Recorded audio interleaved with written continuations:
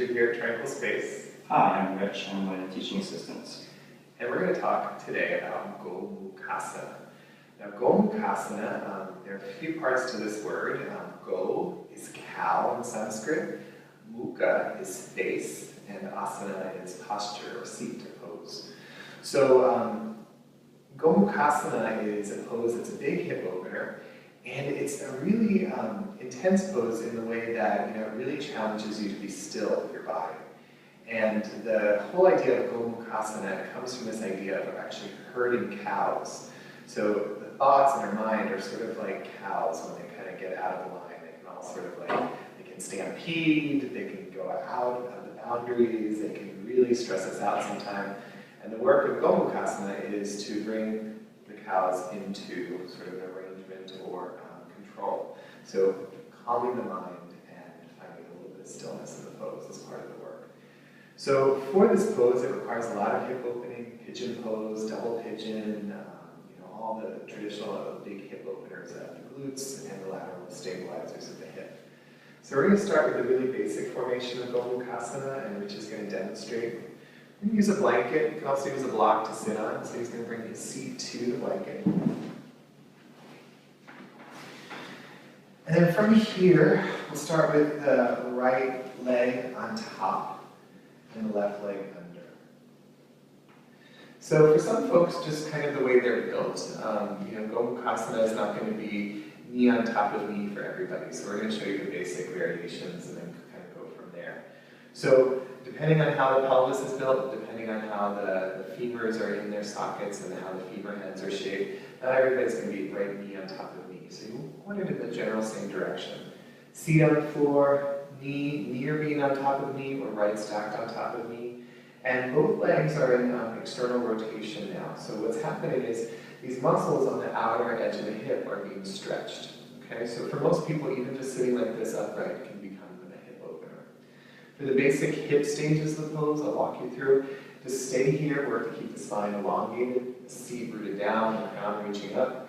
And then maybe with time, beginning to fold forward, using the whole spine to fold. So not letting the spine round.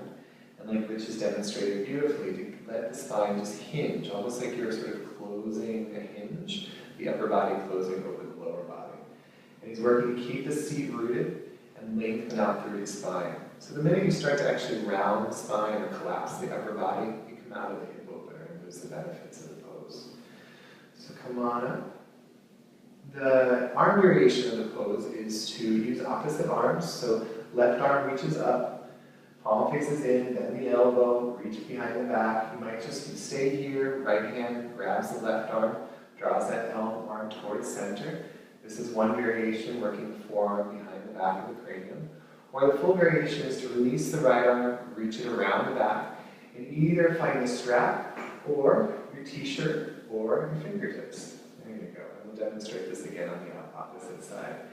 So once again, he'll use his spine like a long staff, lengthening up from the seat to the crown, reach up to the elbow, and then begin to tilt forward. Try not to round. So this upper arm, this upper elbow will extend forward and out as he reaches energy out, down through the hips, and finding a nice sense of stretch through the hips and the shoulders now. This can feel very intense. So come on up. All right. And let me just have you turn around. So we'll show you the arms very basically. So for Gomukhasana, you choose which arm you like to do.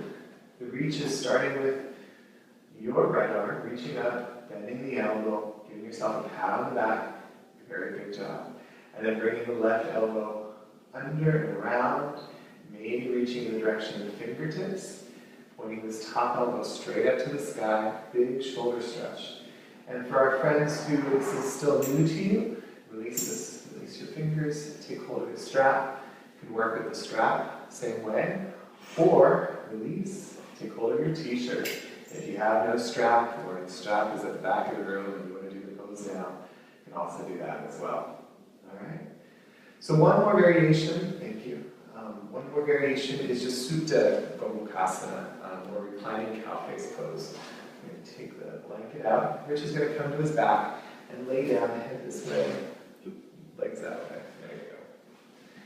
So Supta Gomukhasana is also a big hip stretch. Let's take your right over your left. So just like you're crossing your legs in a chair, he's going to lift his feet off the floor, flex his feet, and reach forward with his hands for his ankles. Okay? So this is the basic formation, shoulder and head back to the floor if they had to lift to come up. And then same benefit, but without the same strain on the knees. So any friends who have any knee injuries or issues or past surgeries on the knees, this is a great variation to get a similar stretch. You can feel just as intense as the other seated version, but without the same pressure on the knees. Basic variation, feet flexed, and then working to draw the feet in the direction of the shoulders, keeping the hips and the sacrum going on the floor. How's that feel? Good. All right. Come on up. Anything to add? Also, if you have lower back issues, I definitely suggest the recline pose. Yeah, it's a great way to stretch and lengthen the lower back. So that is Gomukhasana, cow face pose. We hope you enjoyed it, and we hope your hips benefited from it.